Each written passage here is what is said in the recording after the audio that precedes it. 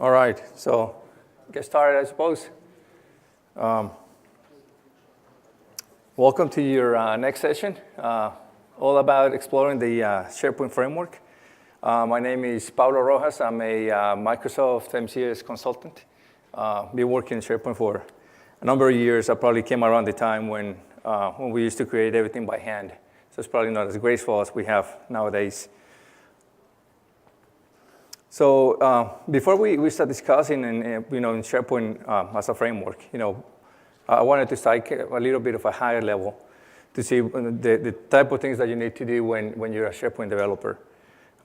So when you build an application or an integration with SharePoint, you frequently have to develop in several different areas, right? So you have to worry about your user experience. If you're integrating, you have to do a little bit of a data and API calls, traditionally, we used to have our event receivers or eventing in SharePoint. Now we're talking more about the webhooks and Microsoft Flow. And then, of course, the packaging and the client solutions. So you want to add, normally, some sort of business logic to facilitate more of that entry point into SharePoint to take a look at what you need to provide. And it really, SharePoint as a platform has a number of new technologies. And all of these bring a new modern experience as opposed to what we used to do back in the day. I don't know how many of you had the chance or the opportunity, however you want to think of it, to work in SharePoint back in 2000 or 2001 or the 03 or 07 versions where we had to create features from scratch and play with XMLs and bundle them together and push them together. And then, if you've seen the pain of developing in SharePoint from the very beginning, you see how far we've come. So the SharePoint framework nowadays, what it's attempting to do is kind of herald some of these, all these new client technologies in a way that can facilitate you as a front-end developer to get to a production time a little bit faster. But before I get too much into that, I wanted to take a look at where we've been, a little bit of a road in the past, right? So back to 2000 when we originally released the product, we had a number of tools and controls that we used to develop in ASP.NET.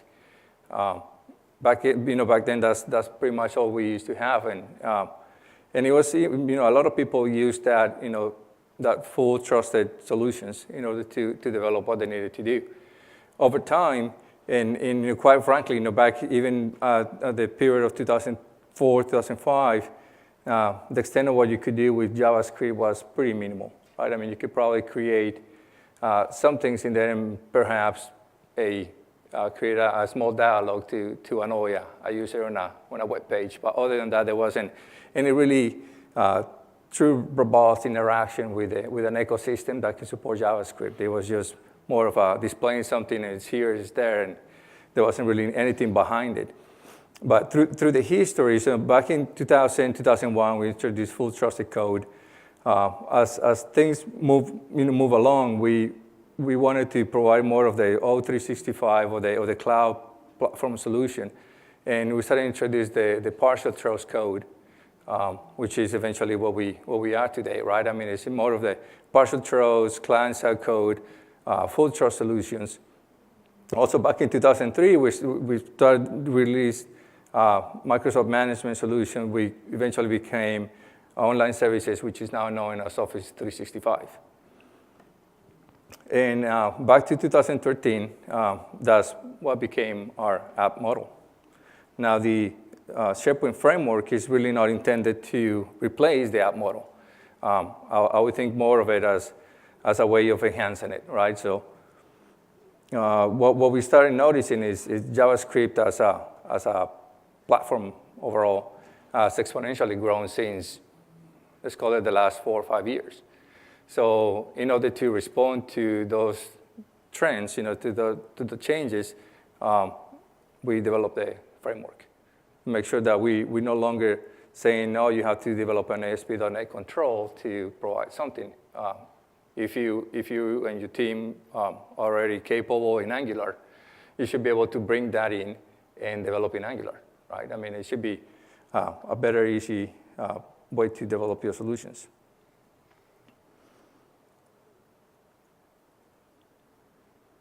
So moving forward, when you start looking at what is a custom presentation, I mean, how many of you try to develop something for, say, a phone, to be able to see a SharePoint site in a phone? That most of you see how painful that was, right? I mean, it wasn't really we didn't have a good story there.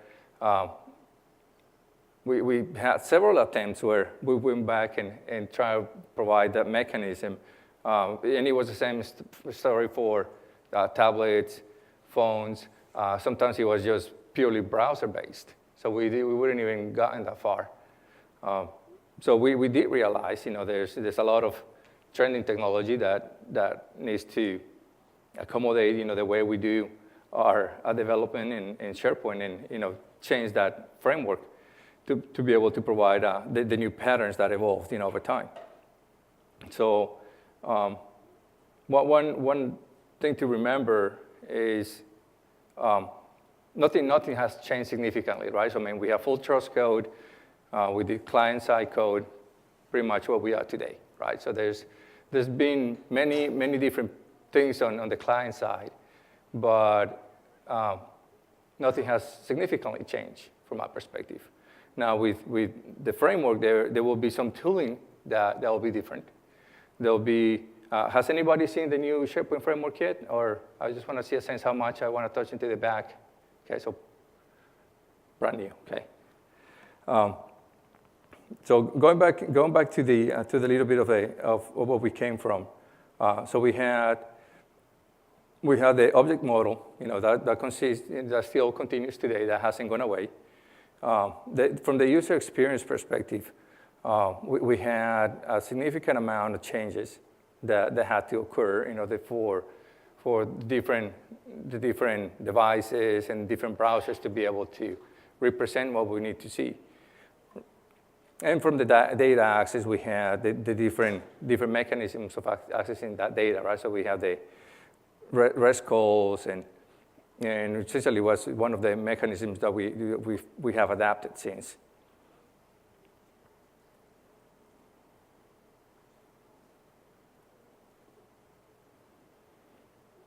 Anybody seen the new SharePoint page, the modern SharePoint page?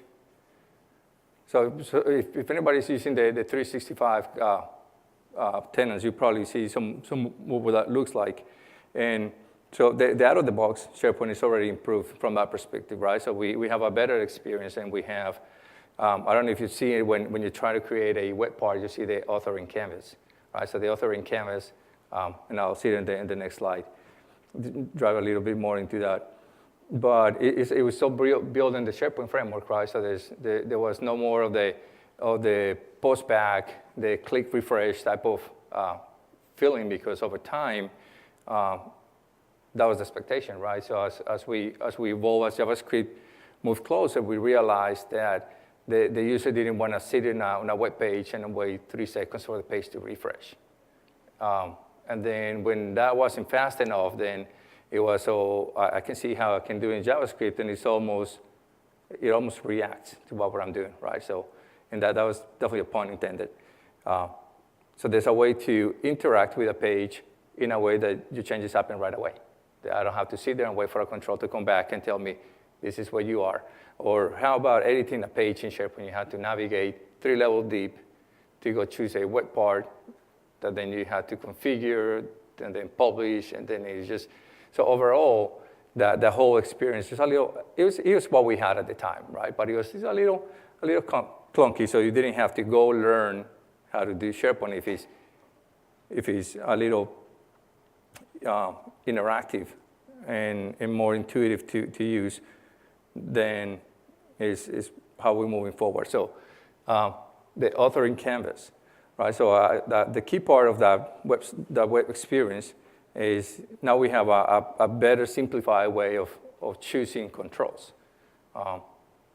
No need to, again, navigate far away from the page to bring it back in the page and drag and drop them or whatever it used to do back then. We can simply do them from the page and add the controls as we see in need. And they were all based on the same framework.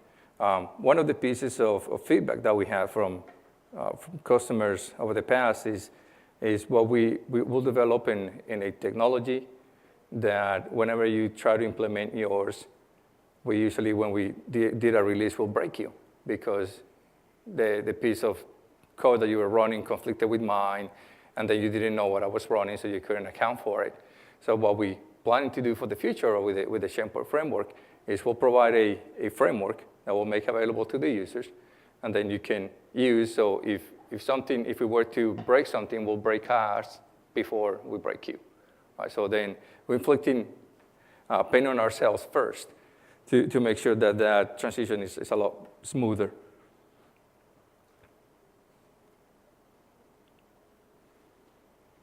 So let me see, I'm going to pull back real quick the user experience.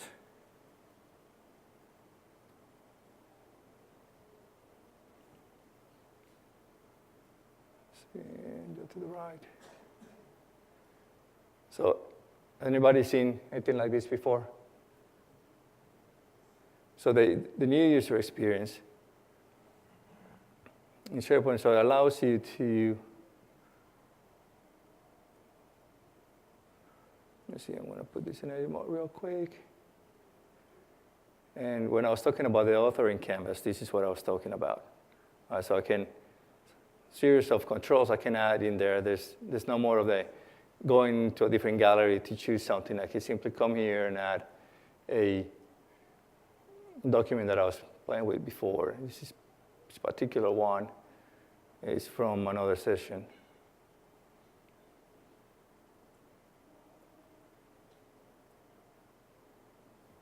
I don't see my control at the bottom.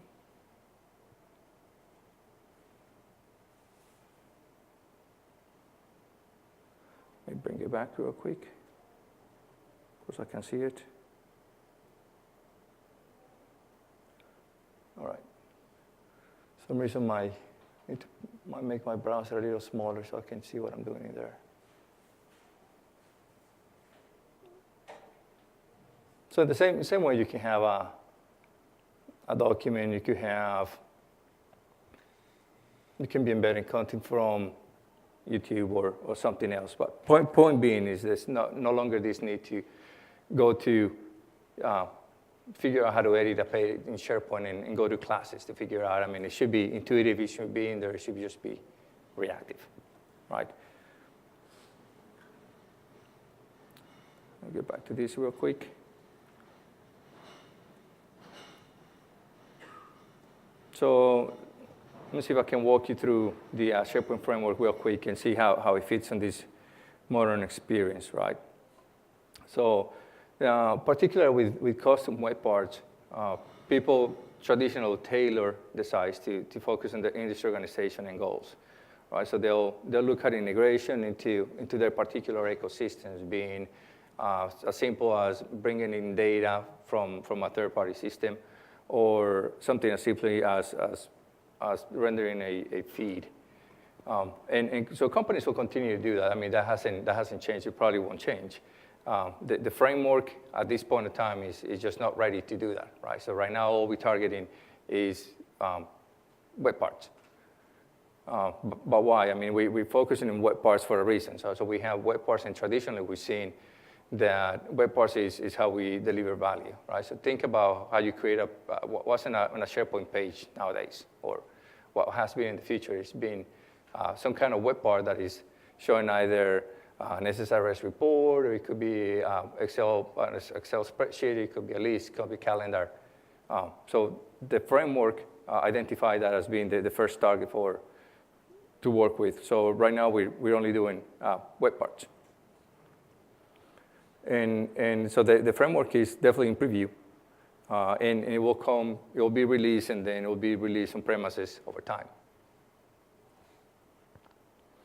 So the next key portion is we wanted to support a framework that was capable of doing the same thing in different places, right? So if you talk to most developers today, they'll have to do something for on-premises, and if they have a O365 flavor, they probably have to have a branch to release an O365. So what we intend to do with the framework is you develop once, and then you can push to multiple places. Right? It has the same code base, and there will be subtle changes. So when you develop with the framework, for instance, you probably won't have a true list in SharePoint, but you can create mod classes. Right? So with these mod classes, you can interact as if you were in a SharePoint environment. And when you go on premises, if you're watching for the context, then you can switch from one to the other. So it could be literally the same code base.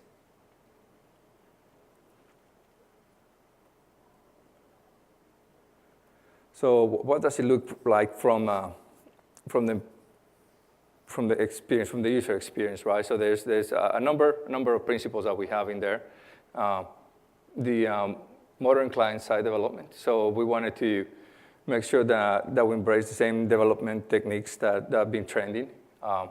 And again, we wanted to empower those developers that have all the frameworks to, it essentially make no sense for us to develop a framework that contradicts to the ways you have it in your development environment. So you have, again, if you have a team of Angular developers or Ember, or it could be Handlebar, or Node.js, whatever it is, right? It wouldn't make sense for us to tell you this is what you need to use React, because that's what we chose when we were developing the framework. So instead of doing that, we provided a framework that allows you to bring your own framework into SharePoint. So if you're capable in Angular, then you can just plug in into the framework and start developing with the set of tools that you know. Yes, you have to do a little bit of wiring, a little bit of the getting going, but once you have that shell that functions with your framework, then it's a plug and play. Major feedback that we had in the past, again, is mobile. Being able to provide that lightweight experience that didn't necessarily have to have a SharePoint server or a tenant to be able to develop against.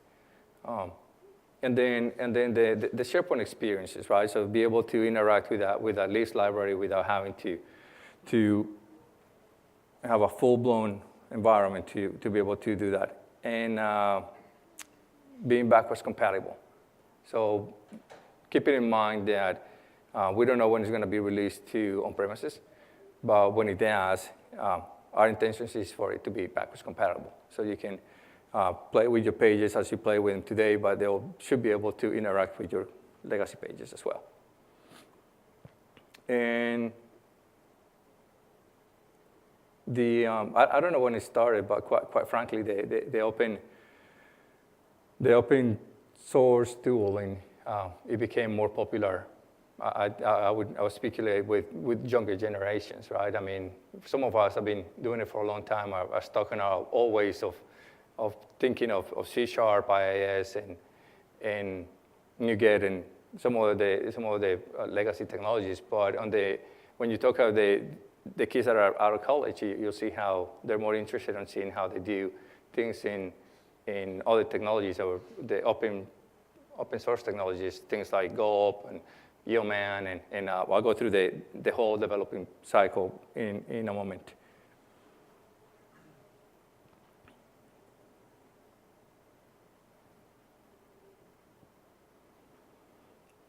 So what do we have from the user experience? So we have client-side web parts, the modern canvas that you saw a moment ago, the JavaScript resource management that will be provided by a new tool, and I'll talk through that in a few. And from the packaging perspective, there's some options in there, and from the build process as well. So because the SharePoint was really designed to be open and flexible, we don't necessarily have to use all the components in here. And this is where we can start doing more of the plug and play, right? So there's some of them that we can provide, but there's some others that you'll choose to bring to the table to do your development. So as you go through the different tools and packages, you realize how this is going to form your development experience. It's not going to be necessarily mandated by what we tell you that you need to use. It'll be a set of tools that you can choose to bring to the table as well. So what do those tools look like?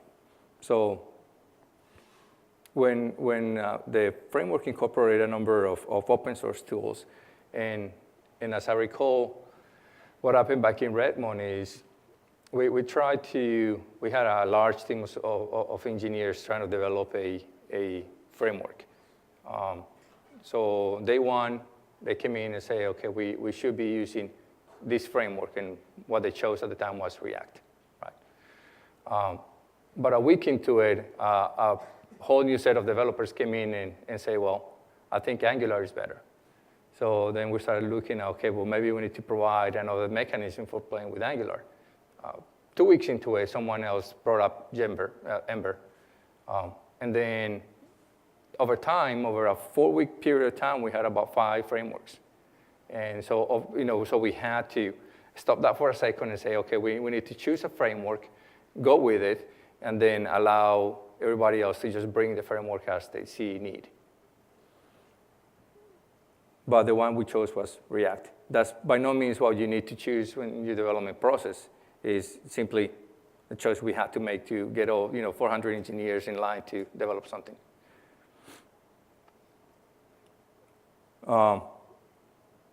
Some of you might be familiar, so SharePoint is Office. Right? So the Office UI will provide that mechanism of being able to interact with other Office components while continue to make that UI be the same, right? So when you look at the Office UI fabric, you'll see how there's multiple releases, and there probably will be more. Right now we have 3 different flavors of it, right? So we have one that is just a blank JavaScript, one that it plays ball with React, and then there's another effort going on with Angular. But for now, it's just a single one. One of the other changes that we've made is, anybody familiar with Visual Studio Code? All right, so for those of you who haven't seen it, it's just a simple, lightweight code editor, right? It provides IntelliSense. It's lightweight from the perspective, if you install regular Visual Studio before, you'll see how it essentially takes a number of resources. Visual Studio Code will probably install in about 5-10 minutes, tops. And it's open source, it's a free tool, and it's perfect for, and I'll show you one of the examples that I have in code in a few. It's just one more way of being able to develop quickly from our perspective. Human, it'll be what you used. Remember what you used to do in Visual Studio when you used to say file new, create a project from certain template in Studio. Human will provide that capability today. So you can kick off a process and say, I want to start my SharePoint template based on something, and then it'll create all the scaffolding pretty similar to what we used to do on your traditional Visual Studio. Anybody familiar with Node.js? Node.js, few? So Node is just going to be your JavaScript runtime, right? So that's, I believe it's built in like Chrome JavaScript engine, if I'm not mistaken. But that's going to be what's going to be providing. It's going to be that backend ecosystem. And in a few, I'm going to do your server-side tooling as opposed to your open source tooling, so you can see they match to one-to-one, and you'll see how those interact.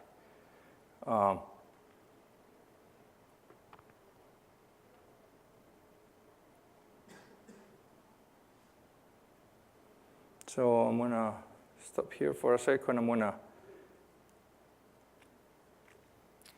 to bring this so you see what I have. So once installed, all the tooling that you need to develop, this is how you'll go about creating a solution in SharePoint. So this will be equivalent to, say, opening Visual Studio, say, file, new template from SharePoint, whatever. So from here, I can do something like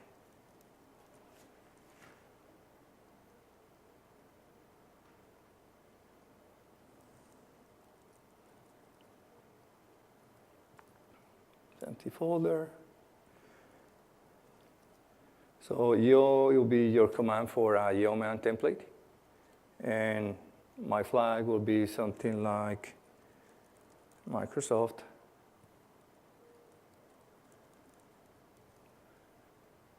SharePoint.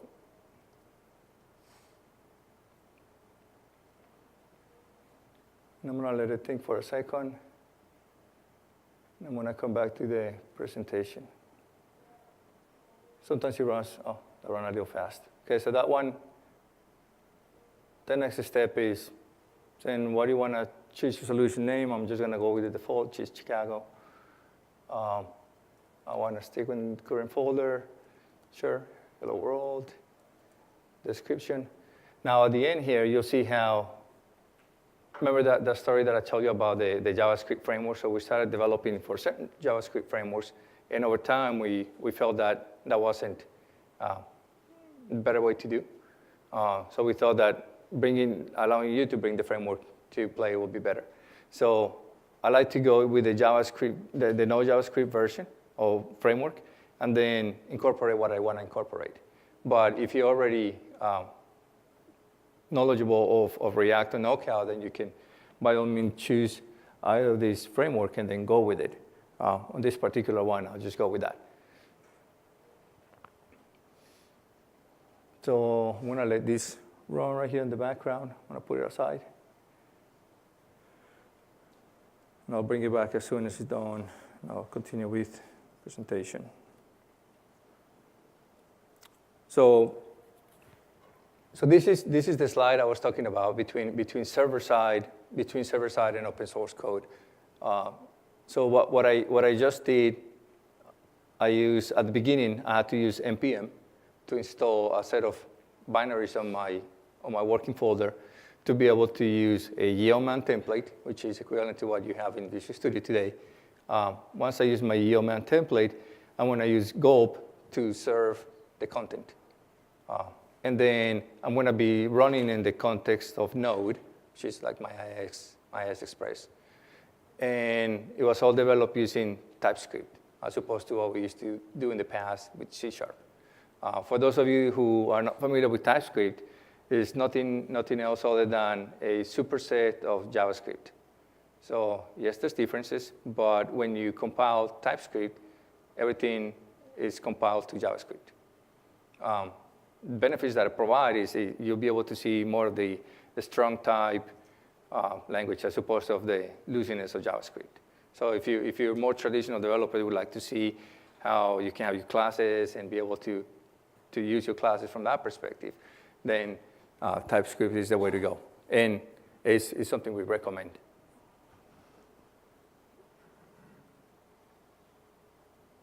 So this is still cranking there, so.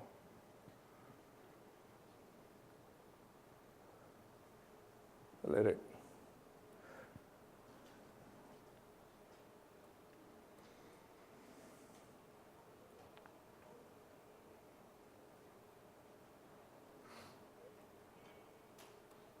So what does the process look like? So you go through all the requirements to install the SharePoint generator. Then you use Yeoman to create that template that generator that I invoked from Yeoman, that Microsoft/SharePoint. And then there's all the templates that are available too. I mean, that's not the only ones you have. Once you created that, then you can use either Visual Studio Code or Visual Studio. I can tell you right now, regular Visual Studio has a little finicus with the template. So if you wanted to do today, I would use Code, just because it'll save you some troubleshooting. But we'll plan to release Visual Studio as well. Once you develop and do that web part, then the iteration will look like this, where you do Visual Studio Code, you'll test your web part, you use SharePoint Workbench, and then you continue the process. But So I don't know, anybody familiar with Workbench? Have you seen Workbench before? Okay, so let me check on my, so once my demo is complete, or that it's telling me it created the project. So from here, I'm going to call Visual Studio Code. And it's opening here my other window.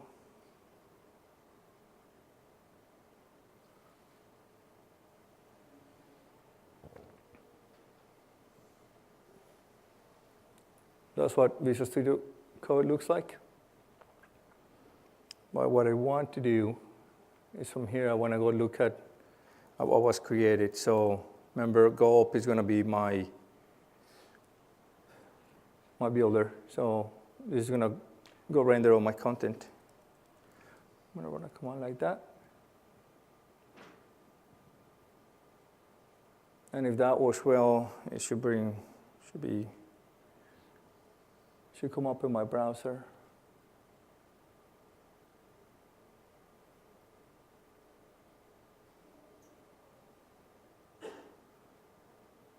Okay, and so you just pop up that window. So this is what SharePoint Framework running on the SharePoint Workbench looks like. So for those of you who haven't seen the Workbench, Workbench is, think what we had to do traditionally to develop a web part. We had to have some kind of environment, right? I mean, either a 365 tenant or a SharePoint, a server running SharePoint. So we can either develop APIs against it or be able to access lists, REST calls, workflows, whatever it might be. The SharePoint Workbench was initially created by one of our development teams to be able to develop faster. So as you've seen, you would have had to develop, test, and start doing the iterations, right? You have to deploy, retract, update, or deploy and retract all the time and push. So over time, that wasn't just really an efficient process, right? So they came up with the Workbench. So in the Workbench, you can literally sit entirely isolated from any server, do your front-end development as you need to, and then deploy when you're ready. And you see how it has the same consistent page UI look as we had on the regular SharePoint side. That was the CAN solution from Yeoman template. And you'll see some of the new features up here that provide some of that consistent look and feel, and allow you to develop for different cell phone types or different types of tablets, and I'll go through that in a little bit.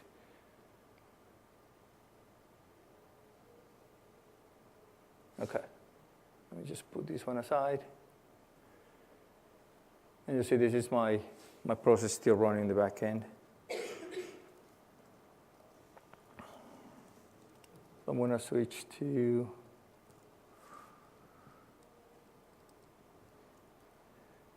the same way that you created that.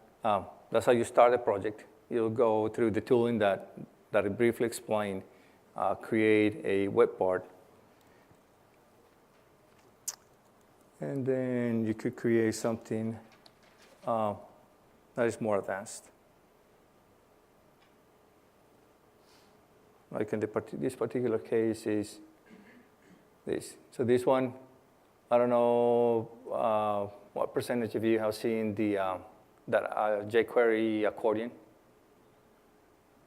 It's a little collapse, contract, expand. So just to go through this real quick, I'm gonna switch back. I'm gonna bring my browser in here real quick. I'm gonna do GulpSurf.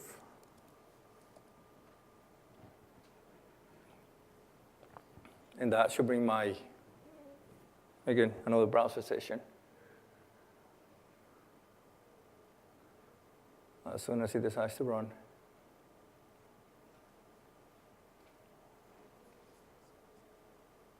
Okay, while that comes up, let me just switch back to my presentation. So sometimes it depends on the connectivity. It goes faster than some other times. So we'll see how from the template you'll go creating your web part using Visual Studio Code. You can debug, edit, modify, push, and then continuously interact with the workbench. This is the jQuery one that I just launched. And this one will be really nothing to it. But what I was going to do is bring out code real quick and show you some of the things that you'll see in the solution when the template when you create it with Yeoman. So once you go through the process, you'll see how this scaffolding is created for you. And you see some of the same ones that you'll see in Visual Studio, regular Visual Studio, right? So it's all pretty similar if you've seen it before. Just close this. And on this one, I want to take a look at, see if we can create that accordion. Anybody familiar with JSON files? These config.json files? It's essentially was telling me what should be and should not be included in, so let's scroll to the right, on my build. So these external ones are the ones going to tell me how to include these solutions. In this particular one, I want to include jQuery, and I want to have jQuery UI as well.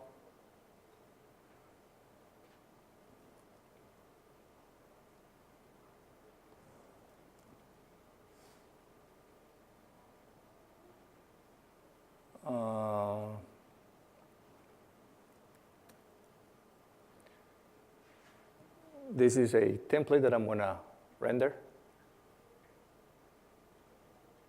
And my actual web part, I want to make sure that I import my template. I need to import both jQuery and jQuery UI.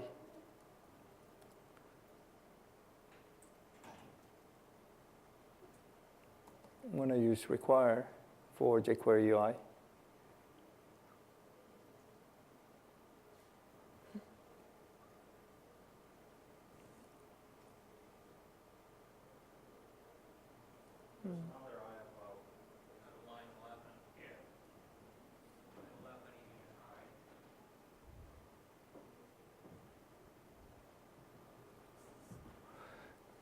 Good eye.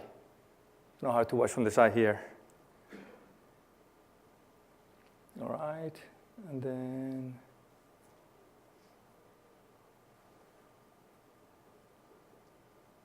I want to take, this is going to be my DOM element.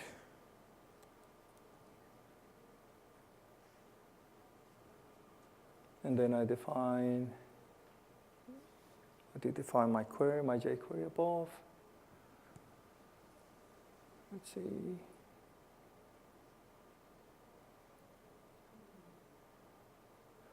I don't see many squigglies in there, so I'm thinking looks happy. Let's see what happens.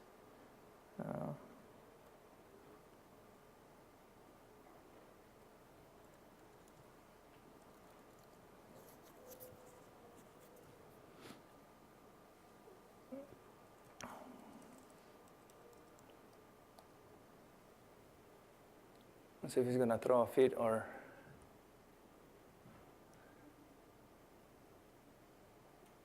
Yeah, not happy about something there.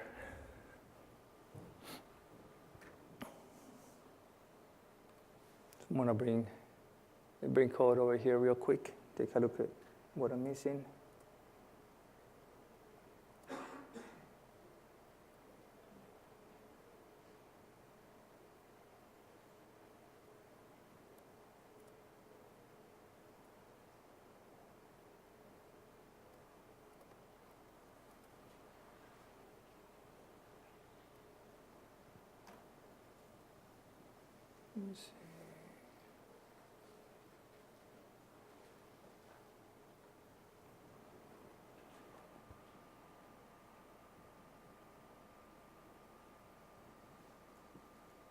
Okay, so instead of pouring you the details of that, I'll take a look at something else.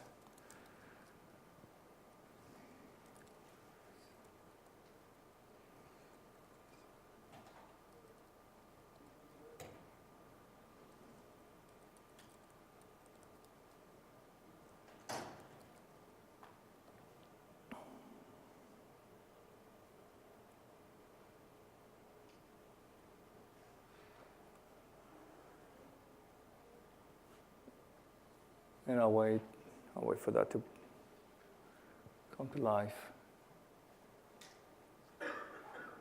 See what happens. So we're going through the process and taking a look at, editing from Visual Studio Code. I wasn't going to go through any debugging, but if you had any debugging, you would do it on that same UI as well. If the package was ready and you were validating in SharePoint Workbench, what you could then do is package it and deploy it to SharePoint. And you could do that also different ways. But the whole, you deploy the assets to a CDN if you needed to do that. On premises, I wouldn't think that will be the case. But when it gets released, that documentation will be there. But this is what the whole workflow will look like once you put all the steps together.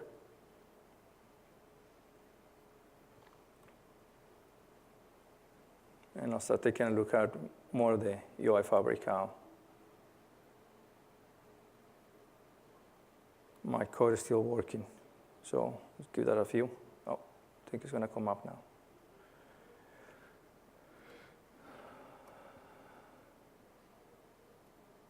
Now this is a slightly different demo that I had there, but this is a same accordion working from a mock list. So a mock list is nothing other than a class that would incorporate in there. You can watch for a context, and then you'll be able to tell if you're running on the context of a workbench as opposed to a 365 site. Now the good thing about it is you can take a look at the mobile, and then without me having to necessarily do anything for a mobile view, I know I can interact with it. So just out of the box is behaving not entirely how I want it to, but it's closer to that look. And there's different ways of seeing that. So if I wanted to, for instance, take a look at it on what it would look on a tablet, be the same behavior.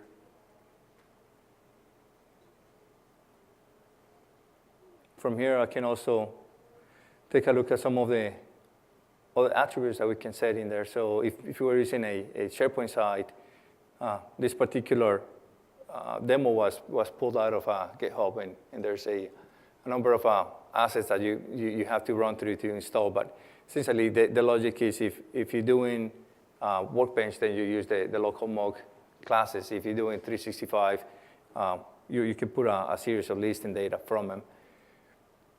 If you take a look at some of these interaction from the UI, it's there, but it's a little clunky. So we thought it was interesting to take a look at some of these action speed. If we take a look at the transitions to see what happens, and you also have an option to say, I want this web part to be reactive or not. In this particular case, we chose it not to be reactive because we wanted the user to choose when to be ready when they were ready, not as they were clicking through the boxes. And if you apply the changes, you'll see how the transition is slightly smooth from that perspective. And you see, this one is another one that is oftenly used. So instead of having to conform to the space you're given, you can resize that web part to something else. You can see how these are not working as they're supposed to, but it is resizing. Or perhaps what you want to do is make those fields to be sortable in different order. I can just bring that up here. Maybe 4 is the top one, I don't know. Different ways of playing with that. And it's all done, that's all jQuery behavior, but it's all provided by the Workbench and the SharePoint tooling.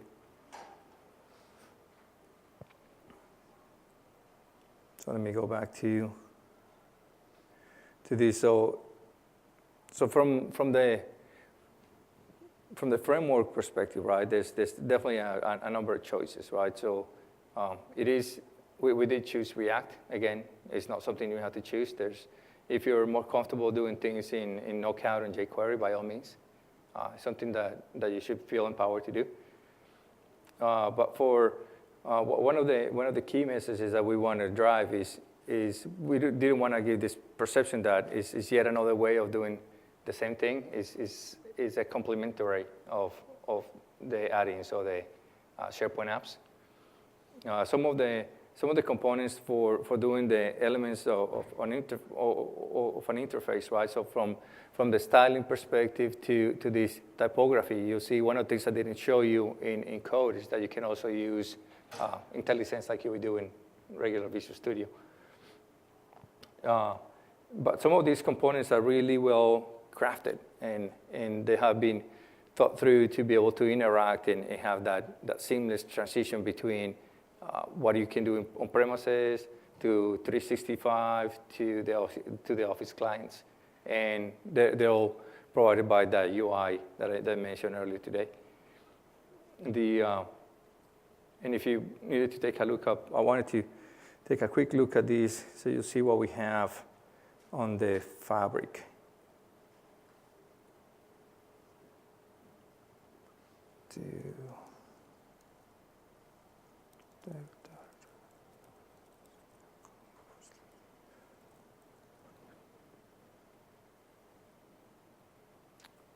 So when you take a look at the Fabric, you'll see there's a series of choices here. So if you knew you had a team that is already working in React, then you can go take a look at these, or regular JavaScript, or there's another one in Angular.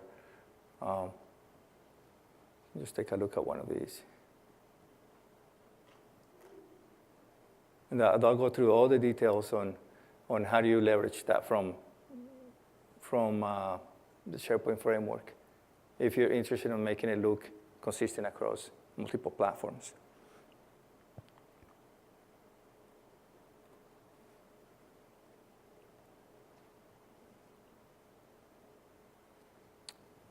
Now, when you're ready to start shipping, let me just go back real quick. What you see is traditionally similar to what we do with Office, other Office add-ins. You'll have to have some sort of manifest file saying this is what was on my packaging, and this is what performs different actions. Creating the package, it could be using it from Gulp to a package manager. Different ways of putting that into different places. And the provisioning logic could be handled in code.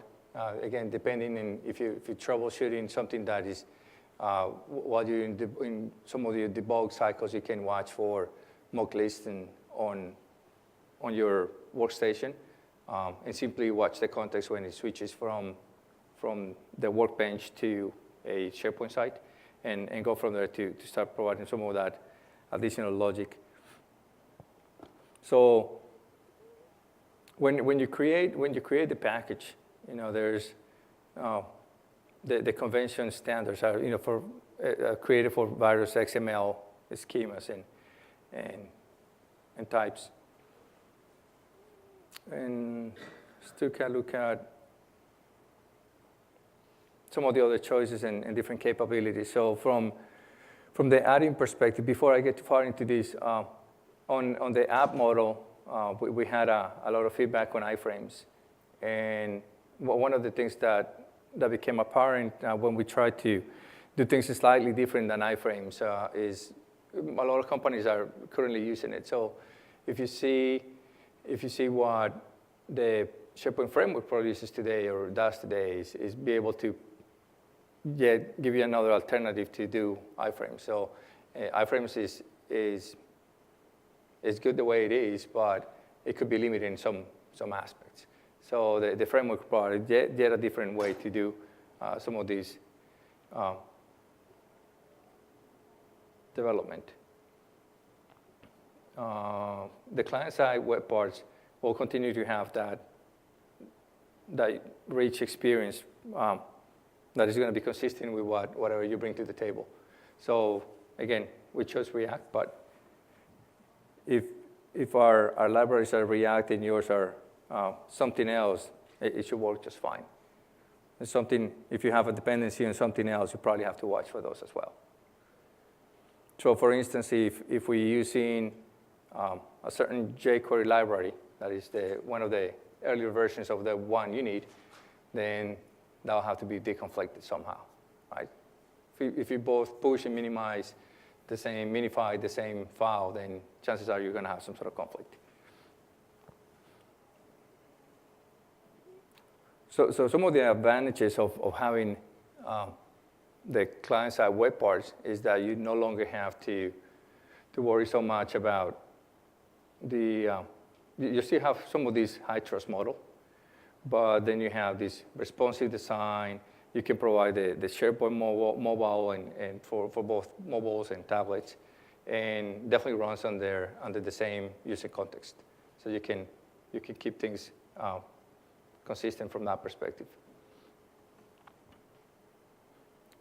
I know we've talked in the past about isolated web parts in the future, but I don't know if that's going to be incorporated on the release or not. I know from the iframe perspective, there's been a lot of talk on what should be the way forward for it, and it seems like we're going to continue to leave that alone, and we'll continue to provide an alternative to do things similar way. So for instance, anybody knows what's the most used web part in O365? Client editor web part. It tells the story, right? I mean, it's that for a reason, because you see a lot of people trying to incorporate their own scripts. They want to do their own thing. They don't want to be doing what we think you should be doing. They want to do what you want to do. So, and that's the same. That's where the framework comes in. It's a perfect scenario for that. So you come in, you develop some of Rails, if you will, along the JavaScript framework that you've chosen, and enable you to create different things from different platforms.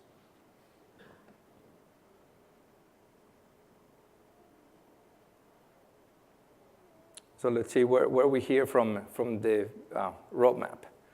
Have you heard of Microsoft Flow?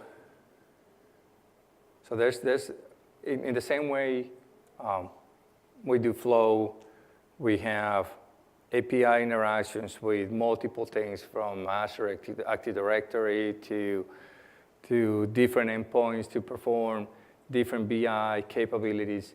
So when you think about the roadmap as a whole, it's not only about the SharePoint framework, it's how this framework will interact with the ecosystem. Right, so how would it interact with Azure Active Directory? How would it have a BI portion of it, and what would that look like? So from the roadmap perspective, some of these will start hitting general availability. Some sooner than other. I know, for instance, recently webhooks just hit GA, and it's one more way of being reactive to some of the changes the way we do things today. From the training path, there's a lot of things that you might need to do. It depends on how up to speed you are on some of these JavaScript technologies and frameworks.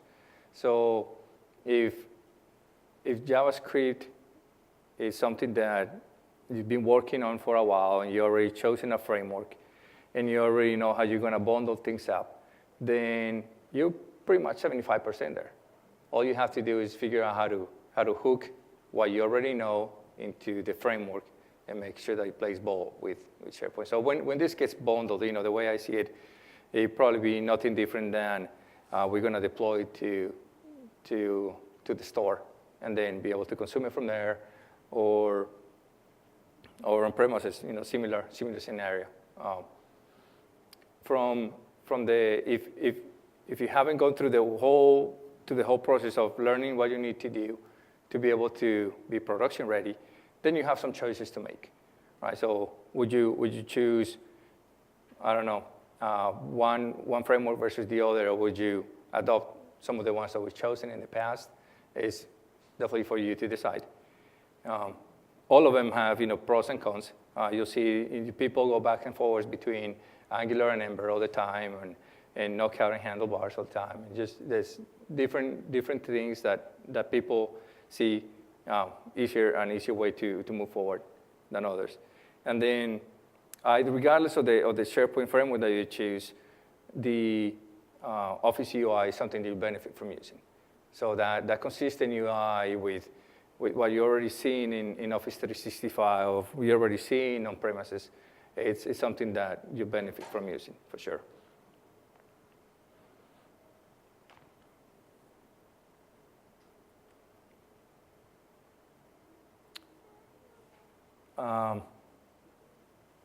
As you guys familiar with a gentleman on the name of Vesa Juvonen?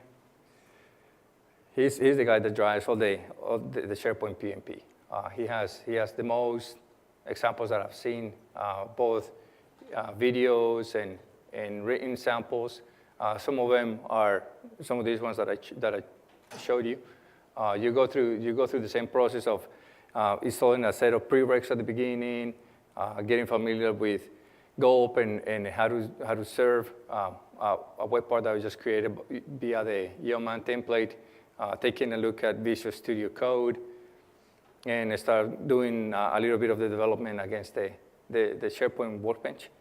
And you'll see how by the time you're done with tutorials 1, 2, 3, you'll see most of the pieces that you'll need to start wiring into your JavaScript framework.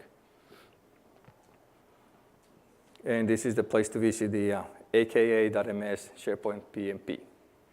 Now, intentionally stopped a little earlier because I wanna hear if there are any questions.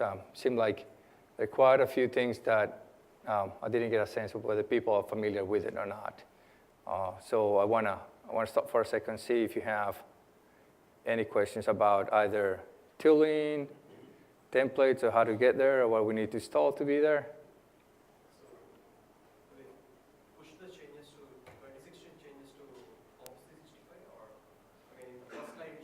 So the first time this gets released, you asked me if the changes are going to be to 365. Is that what you asked? Yeah. So as I understand the release, it would happen to 365 first, but it will come to on-premises as well. Yeah, because in my tenant, I didn't see the canvas new template, so I'm just curious. Yeah.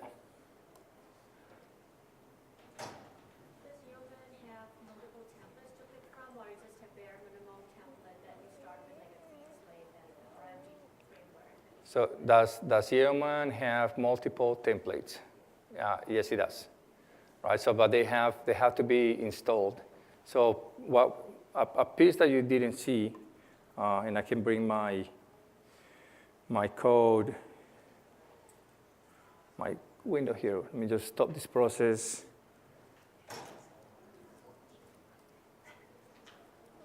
And if I do, you'll be able to see something about so this one, it knows it has a generator already, but I can go choose a different one. And the way you install them, you use NPM, So I don't know if you're familiar with NPM or not. It's just the same Node package manager, and is the largest JavaScript library source code that you have. So you do something like npm install, and then you have to find the name of that template that you want to use. And then once you install it, then it'll make itself available when you're doing the Geoman calls. But from here, if I wanted to update a generator, then it knows that I have one in there that is Microsoft, that generator SharePoint. So I'll update that template. And when I create a project, can I deploy it to both on-time and online, or just to one? Yeah, so the same code base should be able to, once you get this whole framework together, you should be able to use for both on premises and O365. So remember that the main difference between doing it the two ways is the context. Right? So if you watch for the context, you do have to code for it, right? So if I'm creating something in the workbench context, then I wouldn't be able to do a REST call to something, right? But if you're watching that context, then you can have that mock class, and then call it and interact against it. And when you're premises, if you're watching the context, then you do your regular REST API call. And then let me bring. I'll show you real quick what that looks like. I'm going to bring.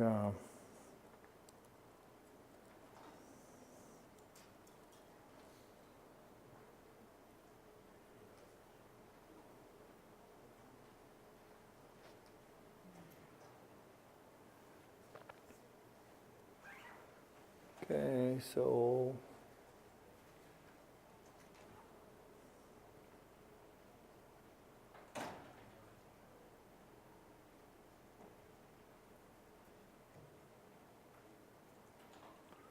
So let me find it real quick, and I'll bring it back over.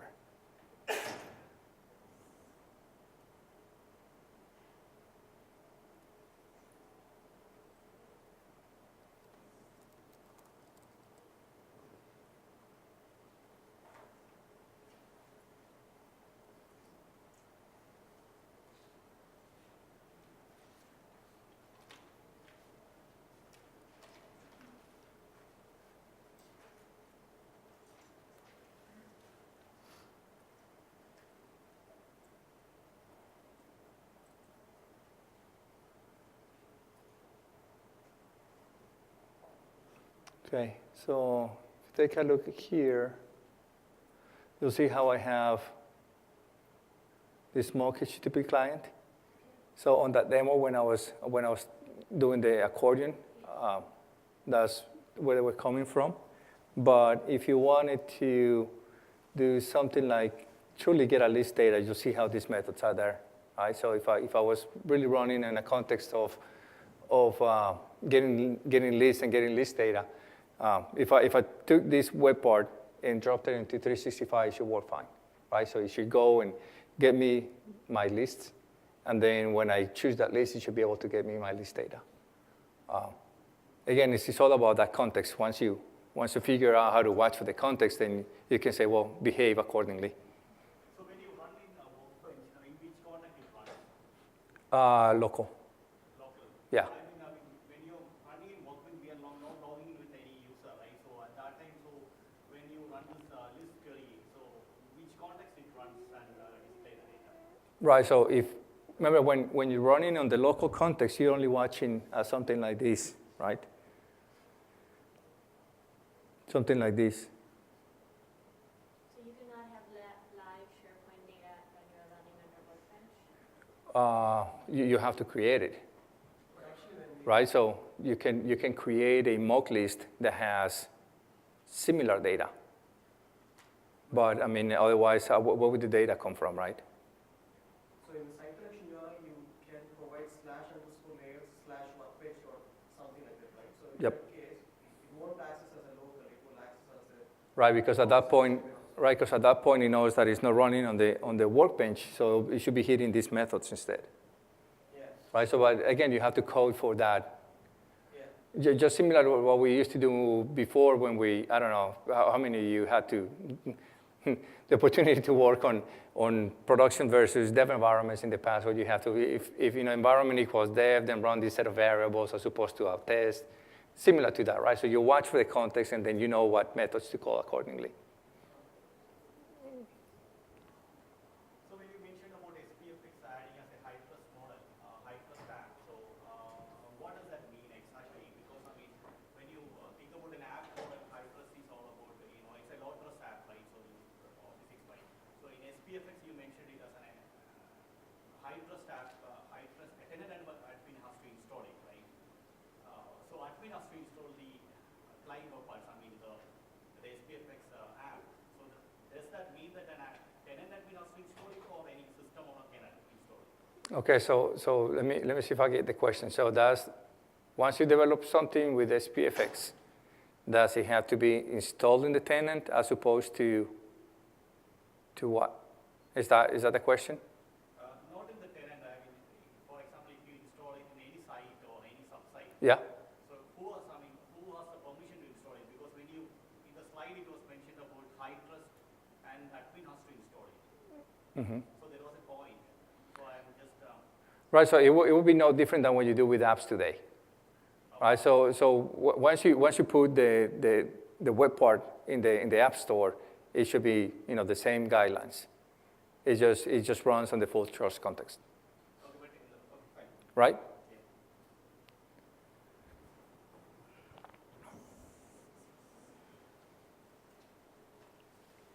So do I have any more questions on that?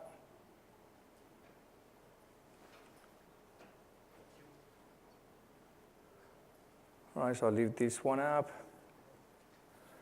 There's going to be a Ask the Experts reception this evening. If you're interested to attend to that, and I'll continue to take questions if you have any.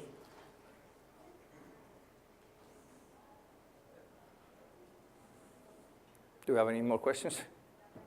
Any benefits React has and why that was chosen? It's literally like that. They had, just imagine you have 400 engineers, you're trying to have them march a single way. At the beginning, they actually went through these iterations of saying the different teams started coming up with different frameworks, and then on a 4-week period, it was a lot of bashing between them on who should choose what and what's better than the other, and then you always find this, right? The moment you make it too open, then it becomes this conflicting information between a team. And if you want to behave a team, you have to choose a framework. So someone had to call the React as a way to move forward. And that's essentially what happened. We had to choose one because we had a deadline to meet. There's 400 engineers waiting on a way to move forward. And so someone said React, and React it is. From advantages or disadvantages, I don't think there's any. I think there's, if you're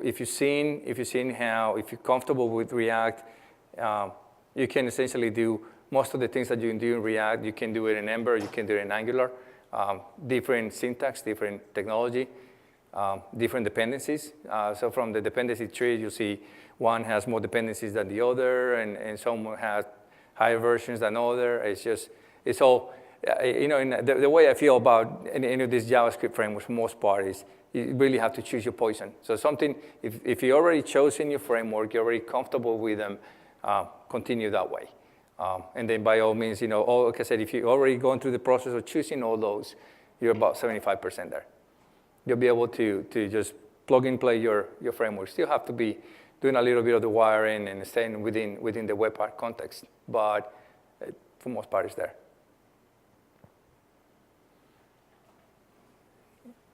Any other questions?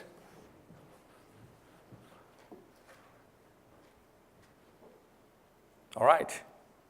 That's it. Thanks for stopping by. Don't forget to stop at the reception.